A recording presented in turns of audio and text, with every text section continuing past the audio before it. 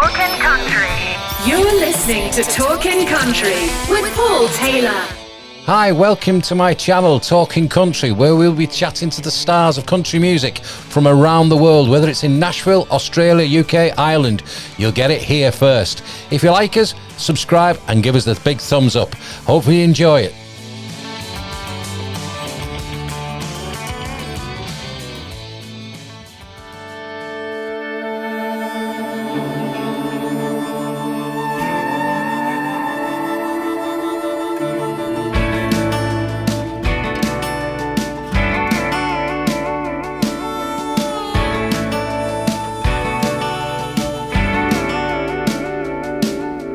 Headlights on, hard rain beating on a cracked windshield. I throw my wet ball cap in the passenger seat and grab the steering wheel. Looking at the sky, you would never even know that it's 6 a.m. The sun came up about an hour ago, but if I'm ever gonna see it again, I got to drive away from this cloud I'm under. Keep between the lines and go as fast as I can. I hear her goodbye, I go like a rolling thunder. I can't move on if I stay right where I am. I got to drive, I gotta drive.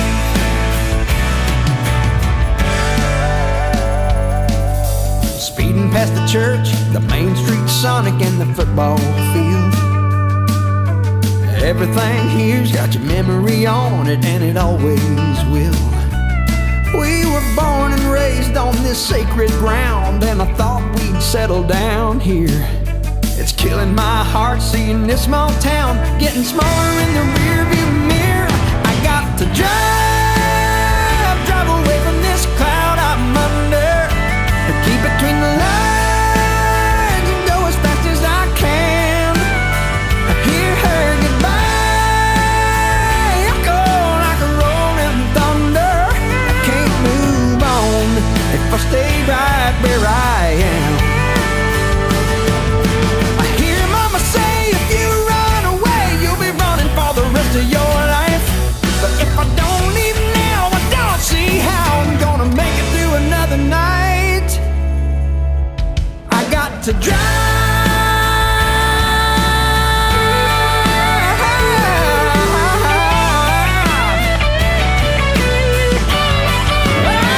hear her goodbye, I go like a rolling thunder. I can't move on if I stay right where I am. I got to drive.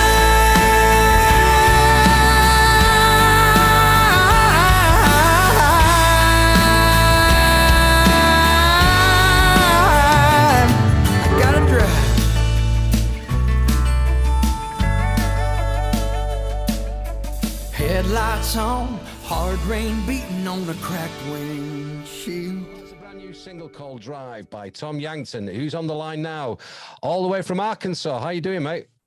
Doing well. How are you? We're good. And as I said, some great music. I mean, let's take these glasses off, actually, because they're dazzling me. But yeah, it's a great song. How did that come about? What was the inspiration for that? You know, Drive, I was, you know, I don't remember where the hook came from. I just don't even remember, but I was sitting in a room with, one day with Chris Dubois, and I had this idea. Chris Dubois, who's written so many of the Brad Paisley hits, as you have probably heard. And I had this idea. Well, the idea is we're gonna drive till I get to the, till I get to the one I love, Yeah. And it turned out we hashed it out, sat there and talked about it, and we might have spent 3 or 4 hours working on it, but it ended up being a problem song. It ended up being kind of a heartbreak song. And so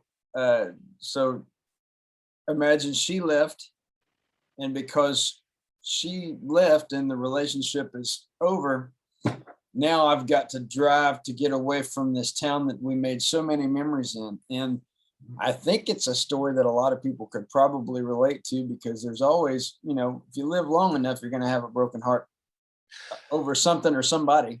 And it'll always find itself in a country music song somewhere. Oh my goodness. You're not kidding. You're not kidding. I always said this though, if you play a country music song backwards, you don't get divorced, you don't become an alcoholic, and you don't lose your money. There you go. Your dog doesn't die as well. In fact, there should be a song about that somewhere along the line. There is. Matter of fact, there's a Rascal Flatts song about it. Yes, there is. Yes. Now you come. Yeah. Yeah, I used to joke about old country music. I mean, I was a lot younger, and I used to say, "Oh, my grandmother got run over by a lawnmower."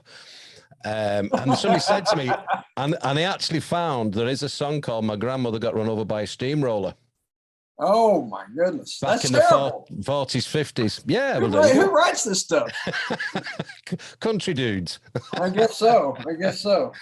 But obviously, your good friend and a friend, obviously, of this show, of this parish here, Jimmy Ritchie, put us together, didn't he? He mentioned, you said, sure hooked us up, and Jimmy's such a great producer and songwriter in his own right, Absolutely. Isn't he?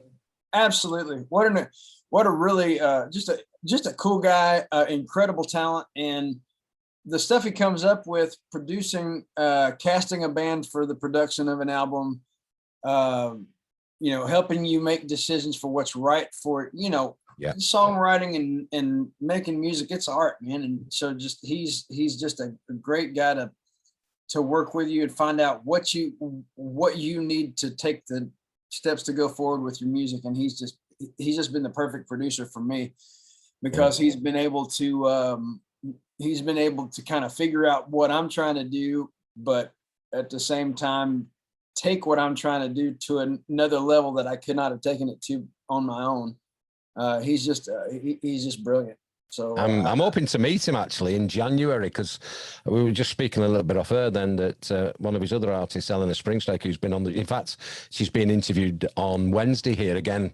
We interviewed her last year and got to interview Jimmy as well. And he's going over to Sweden to do some stuff, and then I think it's going to extend it and come over with her when we've got her a little bit of a mini tour over here. Well, it seems like Eleanor has been encountering some really good success as well. Yeah, well, like I said, if you've got Jimmy in your corner, I mean, one of my favorite, Jake Owen, which I know he's a great friend of and he does a lot with, one of my favorite Jake Owen songs is the one that got away. And then lo and behold, Jimmy's there. There you go. So it's a good formula, isn't it? But how did it all start for you though, Tom? I mean, how, if you go back to the young boy, what was the light bulb moment for you? The musical light bulb moment. Yeah, there were so many, because I grew up in a Pentecostal church, what we would call it here, and back then it was kind of anything goes. If you played an instrument or were a singer, you were welcome to come sing in the church. You could, and it was kind of like a jam session, and so we always, everybody in my family either played or sang or, did something in the church. And so there were instruments always around. There were, opportunities to sing in a choir or sing a solo or whatever. And, old churches have these wooden pews. Remember, I'm sure if you've ever been, I'm sure you've probably been to church with the wooden pews if you've ever been to church before. Yeah.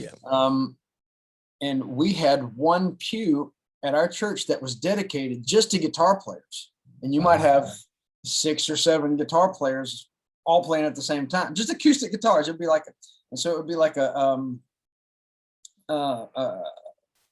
it would kind of be like bluegrass, but add drums and add piano. And so you might have an electric bass, you might have a fiddle player, you might have a banjo player, you might have mandolin, you might have accordion maybe, but there was there was always some music going on. So that was it for me. I was just immersed in it and really surrounded by just great gospel music and country music, and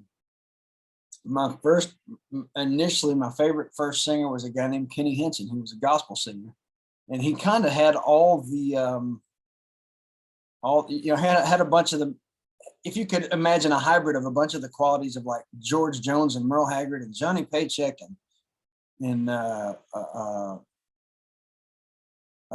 who else? I mean, just a number of great country singers all kind of rolled into one guy. But he had this soulful thing, and so he was just kind of far and above everybody else I was listening to at the time. He's still my favorite country singer of all time. And he's a gospel guy. Wow. So anyway, that was kind of it for me, man. I started playing and singing when I was 7. I started singing earlier than that, but when I was 7 years old, I started playing piano, and then when I was 8, I started playing guitar. Started asking guys at church to show me different things. And then as I've just progressed through my teenage years, I just worked at it and started playing gigs and doing different things. And eventually ended up in Nashville and playing the clubs downtown. If you've ever been to Nashville, No. You haven't? Okay. No. It's one of the cardinal sins, but I haven't. I haven't been to where you're at either, so so we're even. But anyway, so yeah, that was the education, what they call honky tonk education. And nowadays there are bars stacked on top of bars, and and if I ramble too much, you can edit some of this out. But there's bars stacked on top of bars, which means there are bands playing literally on top of other bands. Bands are stacked up, and you might have 100 or more bands playing at one time downtown Nashville. Yeah. So I came here, which Arkansas is a little west of us. I'm actually in the Nashville area now, but there's just a lot of opportunity to go down there and just learn. I took about 5 semesters at college, and then I came to Nashville, and this has been you can't buy this education. A lot of people said that. Yeah. Mm-hmm. Yeah. So the college part of it was great. I learned some very valuable things there in the academic world. Fantastic stuff. I studied classical voice. I studied, a number of different things, but coming here and touring and being part of bands and being on the road and being in the bars and just learning how to interact with people and all that kind of stuff, that's been really an incredible education. And you asked where it started. That's really it. That was the thing where I really started my professional career, I guess, was in the bars in Nashville. But you've also obviously progressed from that. You started to open up for a lot of other bands, like my favorite duo, Brothers Osborne, people like that, haven't you? And is it Riley Green as well? And how did that come about? It was just basically management just chasing and getting you on those shows?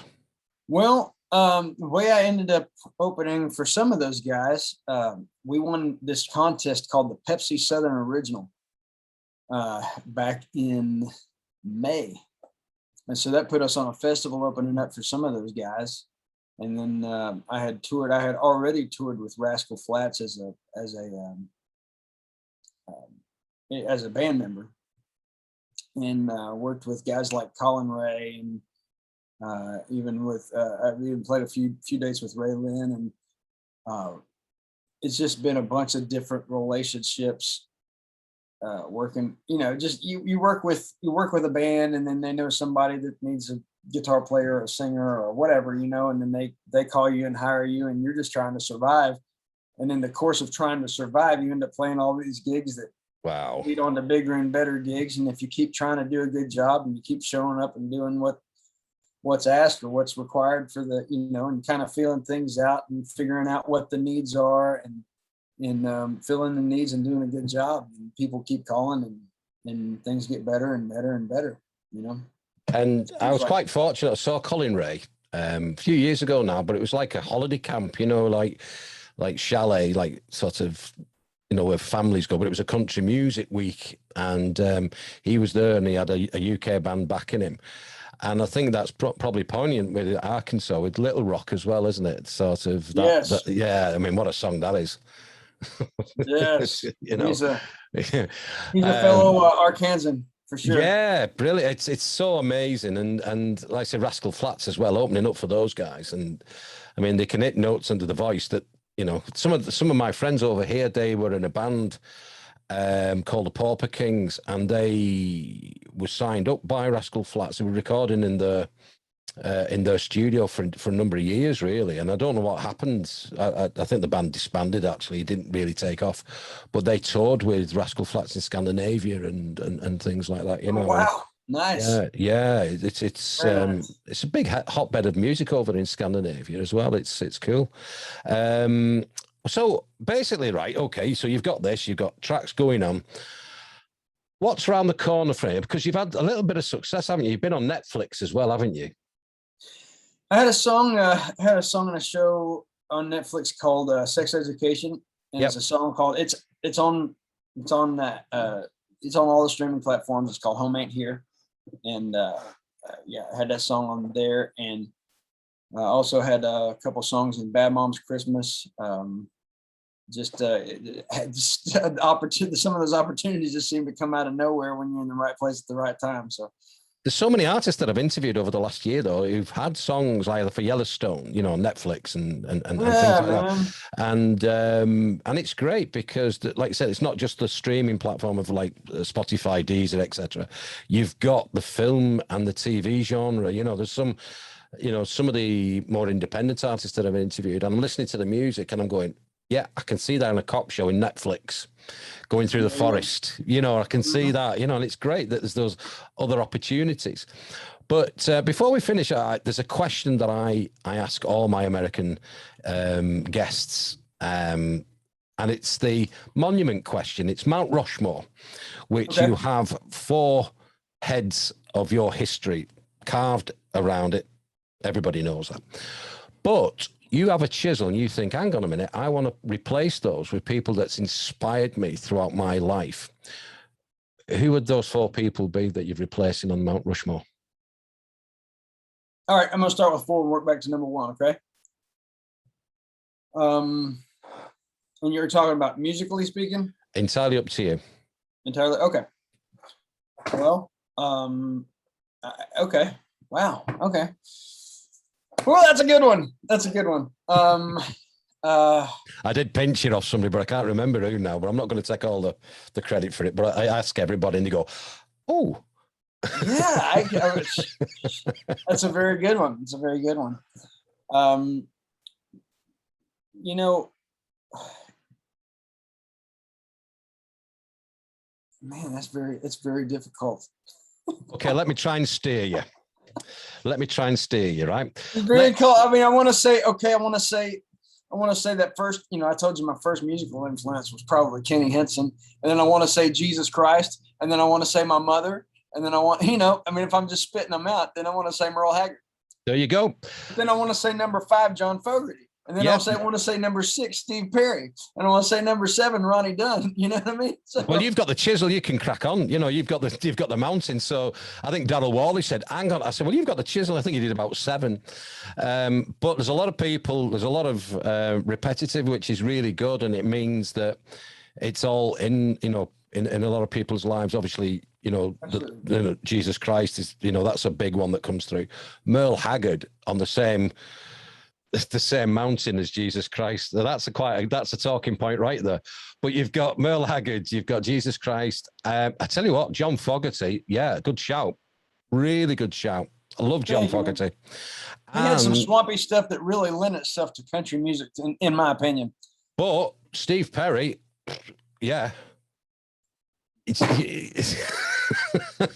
know, a lot of rock and roll. Here's the thing, man.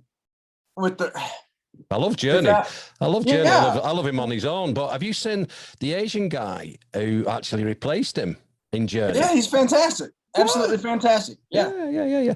Great singer. Great singer. Fantastic Absolutely. singer. You know, and a lot of that, you know, I look at the history, look over the history of country music. I look at the history of country music, and even, you know, or what we would call, country music or hillbilly music in the United States, as it progressed through Appalachia or whatever. But,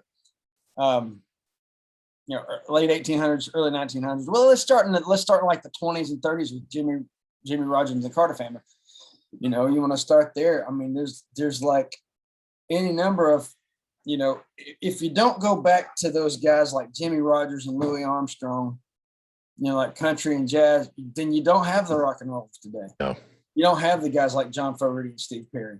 You don't have, and you sure don't have Merle Haggard or a Kenny Henson or and I would encourage anybody listening, go check out Kenny Henson, for the love of God.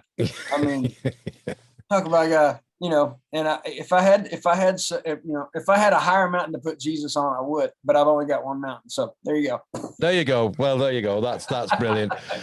Well, it's been a blast talking to you, my friend, and like I said, wish you good fortune. And you've got quite a few gigs coming up. I looked at your website as well. You got a full shift going on, haven't you, till the end of December? Yes. Could I say one more thing? I got this other band called Generation Radio. Okay.